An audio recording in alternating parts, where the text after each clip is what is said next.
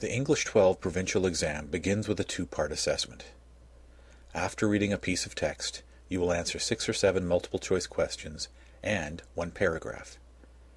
According to the exam specifications, the reading could be a non-fiction article, a short story, or a poem. Most likely, it will be a non-fiction article from a magazine or a newspaper. Let's take a look at Part A from the sample exam that the Ministry of Education supplied in June 2008. If you haven't done so already, please print out the Part A reading document that accompanies this discussion, or at least have it available on your computer screen. At the top, we see that the focus is on comprehending and understanding the article. It is a standalone text, meaning that it will not be compared to any other text. It suggests that you should complete this part in 25 minutes. However, this is based on the official length of the exam, which is 2 hours. In fact, you are given an extra hour to complete the provincial exam, for a total of 3 hours.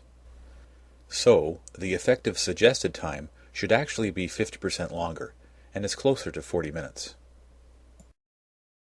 The first instructions ask you to read the article and then answer the multiple-choice questions that follow. Start by analyzing the title in detail. In this case, we see immediately a rather playful title. An ode, which is normally a serious type of writing, is here focused on a pencil, hardly a serious subject. Thus, we can infer that the tone of the article will be somewhat light-hearted.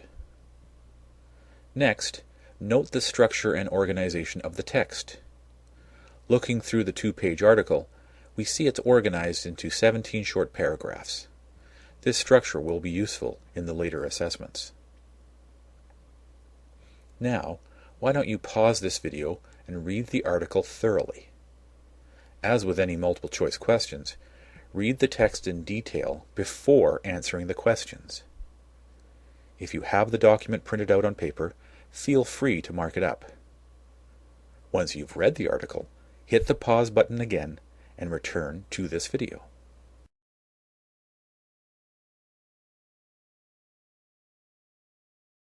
Welcome back. Momentarily, I will ask you to pause the video again and go to the exam view quiz that accompanies the video. But before you do that, here are some general words of advice. Like I said before, you should always read the text thoroughly before doing the questions. Look carefully at the title and the structure of the text.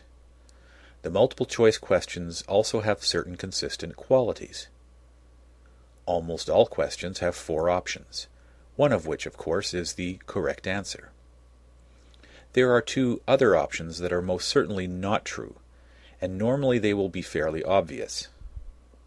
The troublesome one is the 4th option, an option that may appear correct, but really isn't if you think about it carefully. This option is the distractor, so be aware of it. I always recommend crossing out the incorrect options and reaching the correct answer by the process of elimination.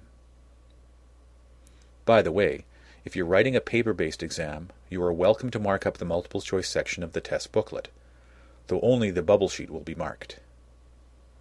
One final comment is that, in the English Provincial exam, the first multiple-choice questions tend to be very specific, often referring you to a specific line or paragraph. By the end, however, the questions are broader and more interpretive. That's why it's so important to read the article at least once right through. Now, go to the exam view quiz on the webpage and answer the multiple-choice section of Part A.